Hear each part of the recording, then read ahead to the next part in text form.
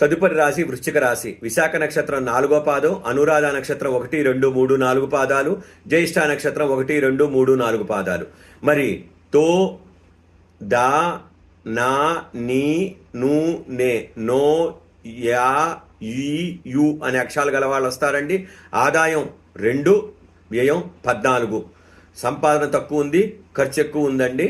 మరి రాజపూజ్యం 5, అవమానం 2. ఒక రకంగా చూస్తే పొగిడే వాళ్ళు ఎక్కువ ఉన్నారు, విమర్శించే వాళ్ళు తక్కువ ఉన్నారు. గురుగ్రహ సంచారం మొదటగా చూస్తే కనుక మే వరకు శుభకార్యాలు, ఆరోగ్యంగా ఉందండి. అక్టోబర్ వరకు చూస్తే అన్ని కార్యాలకు ఆటంకం కలుగుతాయి. కొద్దిగా దక్షిణామూర్తిని ధ్యానం చేసుకోవాలి, దత్తాత్రేయుడి దేవాలయాలు దర్శించాలి. అలానే డిసెంబర్ వరకు కనుక చూస్తే కనుక శుభకార్యాలు, ఆకస్మిక ధనలాభం కలుగుతుంది.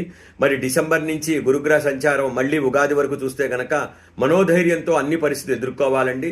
ఒక రకంగా వీళ్ళకి గురుగ్రహ అనుగ్రహం కావాలి, శనగల దానం చేయాలి, దక్షిణామూర్తి స్తోత్రాలు చదువుకోవాలి. దక్షిణామూర్తి మంత్రం కనుక చేస్తే అత్యద్భుతంగా ఉంటుంది వృశ్చిక రాశి వాళ్ళకి. మరి శనిగ్రహ సంచారం చూస్తే 5ంట ఉన్నాడు. పిల్లల విషయంలో చాలా చాలా జాగ్రత్తగా ఉండాలండి. వాళ్ళ తొందరపాటుతనంతో వీళ్ళని ఎక్కువగా ఇబ్బంది పెట్టకూడదు. వాళ్ళలో సక్సెస్ రాలేదని వీళ్ళు ఎక్కువగా ప్రెజర్ చేయకూడదు పిల్లల విషయంలో వృశ్చిక రాశి వాళ్ళు. మరి రాహుగ్రహ సంచారం చూస్తే గనక మే వరకు 5ంట ఉన్నాడండి. గౌరవము, కార్యసిద్ధి కలుగుతుంది. అలానే పిల్లల్ని ఎక్కువగా పీడించకండి, పిల్లలతో ఎక్కువగా కష్టపెట్టడానికి చూడకండి. పిల్లల విషయంలో కొద్దిగా సున్నితంగా ప్రవర్తించే అవకాశాలు చాలా మంచిది. మరి మే నుంచి ఉగాది వరకు ఒక రకంగా చూస్తే 4ంట ఉన్నాడు. స్త్రీలతో గొడవలు, అనారోగ్య సూచనలు కనిపిస్తున్నాయి. కుటుంబ వ్యక్తుల మధ్య పరస్పరం ఇబ్బందులు వస్తాయి. కేతుగ్రహ సంచారం కనుక చూస్తే కనుక మే వరకు శుభుడై ఉన్నాడు, మంచి వార్తలు వింటారు.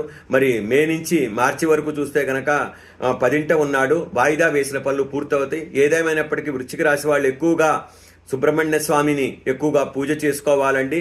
అలానే శనికి సంబంధించి విషయం కూడా చేసుకుంటే మంచిది. కాలభైరవాష్టకం పారాయణం చేసుకోవాలి. అలానే దక్షిణామూర్తి దత్తాత్రేయ స్తోత్రాలు పారాయణం చేసుకోవాలి. నల్ల నువ్వులు దానం ఇవ్వాలి, మినువులు దానం ఇవ్వాలి, శనగలు దానం ఇస్తే మంచిది. ఒక రకంగా గురుగ్రహ దేవాలయాలు, కాలభైరవ దేవాలయాలు దర్శిస్తే చాలా చాలా మంచిది. స్వస్తి.